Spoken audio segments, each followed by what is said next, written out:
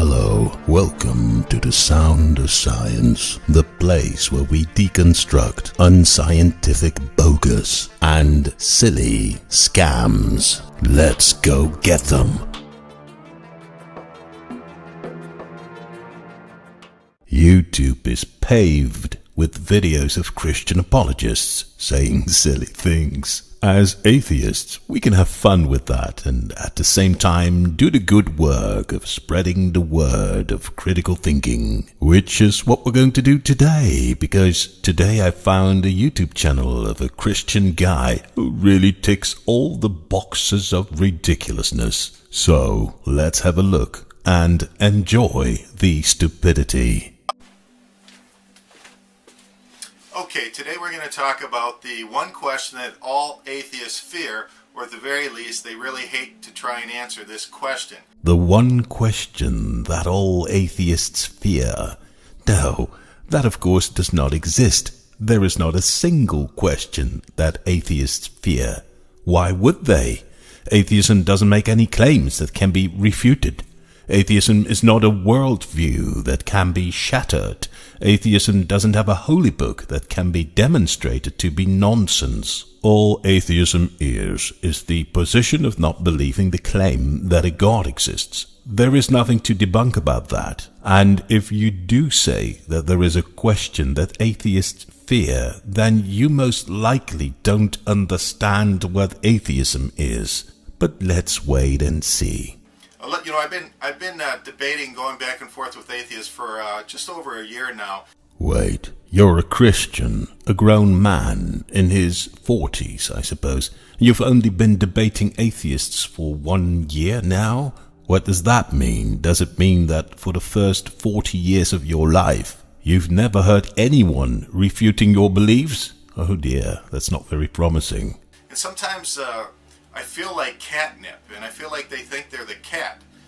They see a Christian and they want to pounce on me and play, and just like they do with everybody else. No, I don't believe you. That is usually not what atheists do. Many atheists, especially the Americans, don't want to debate Christians at all. For many, it took their entire lives to step away from religious insanity. And because of their atheism, some of them are being cast out and threatened by their friends and family. So many atheists are totally not interested in having any conversation about religion, so I wonder if it's really true that these people come to you. And they always pose this question, and the question is, give me the evidence that Christianity is true, that Jesus is God, things of that nature. So no, that is very likely not a true story. Give me the evidence that Christianity is true and that Jesus is God. No, that is not what an atheist would ask. Those are words that come from a Christian mindset. An atheist would probably never ask, prove me that Christianity is true, because that is a meaningless question. Christianity is an entire religion that entails thousands of claims and assumptions. Therefore, it cannot be proven true or untrue as a whole. The only time I hear someone speaking of Christianity as a whole being true or untrue is when a Christian is trying to make some kind of failed point in a discussion. And prove to me that Jesus is God. That is a pretty meaningless concept to an atheist as well. A phrasing like that also comes from a Christian mindset. An atheist would ask, what is your evidence for the existence of your God? The way you are expressing yourself really gives me the feeling that you're making this story up. Those are not questions that an atheist would ask. Thinking they're honest, I'm going to go down the evidence, and I'll cite the scientific evidence, the historical evidence, the archaeological evidence, third-party evidence, fulfilled prophetic evidence, statistical probabilities. I'll cite the eyewitness accounts of over 500 people that saw the events. And this is another red flag for me that gives me the impression that you are making this story up. Because what you're doing is summing up all kinds of supposed evidence categories that cannot prove the existence of a God. Eyewitness accounts? What? They saw God standing somewhere? Archaeological evidence? What? They found the remains of God in some cave or what? What are you even talking about? Of course, I know what you're talking about. You are trying to refer to categories of supposed evidence that supposedly indicate that the Jesus character existed. But an atheist is not interested in that and would probably never ask for something like that, because even if the existence of the Jesus character is proven, that would not prove in any way the existence of a God, and that is all atheism is interested in. So you desperately and very poorly try to prove stuff that has got nothing to do with atheism. 25,000 pieces of parchments and documents that are original and show that the text has never been altered. What? 25,000 documents that show that the text has never been changed?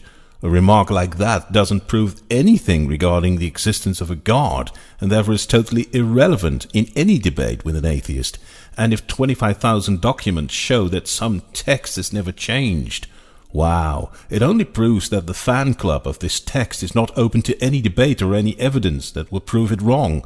That's not really a selling point, is it? I go through mountains and mountains of evidence only to have them say at the end, well, that doesn't really count. That's not really evidence. You still don't have any proof that God exists. Exactly, and they're totally right about that. If your claim is, hey, this all-powerful God exists and he created the universe, then nothing of what you've said so far proves his existence in any way. The first time I heard that, it was pretty stunning.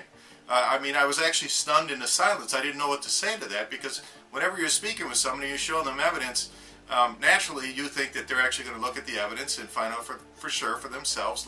Yes, but people have looked at your supposed evidence and came to the logical conclusion that it proves nothing about the existence of your God. Don't be stunned about that. If it happens all the time, then perhaps consider to come up with some better evidence that actually proves something. I came on the one question that all atheists fear and no atheist can answer, by accident. And this is exactly the moment where this guy shows his laughable stupidity, because in a moment he's going to present you a question that we atheists have heard 1,000 times before and have refuted 1,000 times before with great ease, because it's such a totally silly and meaningless question which can be demonstrated in a matter of seconds, and anyone who doesn't figure that out for themselves is kind of a fool. And this guy, he thinks that he discovered this question by accident, and therefore he wants to take credit for this question, because he somehow thinks his question is pretty smart. Oh boy. Well, folks, there it comes. The one question that all atheists fear. Are you ready? Because one day I was so flustered I said, okay, show me the evidence you have to prove that God does not exist. And I got an answer like this. It was a blank stare. They don't have evidence that God doesn't exist. Oh boy.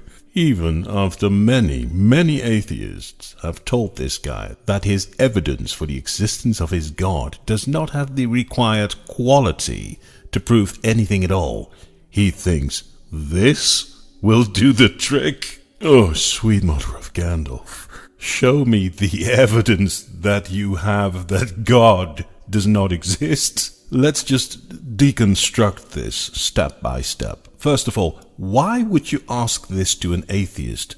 We don't claim that your God does not exist. All atheism is the position of not believing the claim that a God exists. That is not the same as believing that your God does not exist. Please don't reply to this in any way that suggests that you don't know the difference between those two positions, because then we will end up in a very short discussion that will make you look even more silly. But the very plain and simple answer to your question is no. Of course we don't have evidence that your God does not exist. Every atheist will tell you the same thing. We don't have evidence that your God does not exist, for the same reason that you don't have evidence that vampires, leprechauns, and unicorns don't exist. Have you ever tried that? Trying to prove that vampires don't exist? I guess you haven't, because otherwise you would have known that it is impossible to disprove the existence of things. And in that case, you would have known that your one question that atheists fear the most is a totally stupid and meaningless question. In general, things cannot be proven not to exist, except for stuff that we define as being impossible or self-contradictory, like for example circular triangles. But then, it not existing is already included in the definition. We can prove that certain things are not in certain places at certain times. Like, there is not a BMW parked in this room right now. But we cannot disprove the existence of things in a general sense. Like, prove to me that pink elephants with wings don't exist. I could mention any imaginable fantasy figure, like the Easter Bunny and Spider-Man. And you cannot prove that they don't exist. And by asking me to prove that your God does not exist, you, yourself, you've just put your God in the exact same category as all those random fantasy figures. It really doesn't help your case.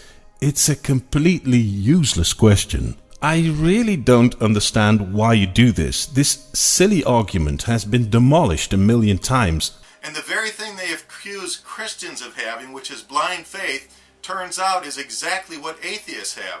They have no evidence to support their position. They have no evidence to support that God doesn't exist. So they live with a blind faith that God doesn't exist.